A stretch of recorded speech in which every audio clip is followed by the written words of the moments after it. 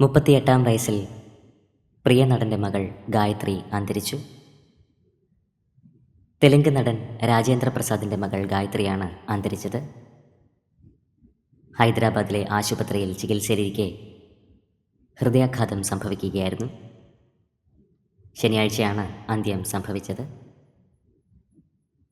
നടന്മാരായ ചിരഞ്ജീവി, വെങ്കിടേഷ് എന്നിവർ നേരിട്ടെത്തി പ്രണാമം അർപ്പിച്ചു. നാനി, ജൂനിയർ NTR എന്നിവർ സോഷ്യൽ മീഡിയയിലൂടെ ഗായത്രിക്ക് പ്രണാമം അർപ്പിച്ചു.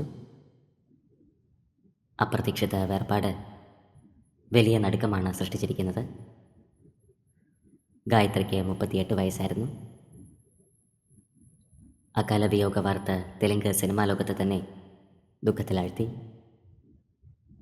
ഗായത്രിയുടെ ആത്മാവിന് നിത്യശാന്തി ലഭിക്കട്ടെ എന്ന് നമുക്ക് പ്രാർത്ഥിക്കാം.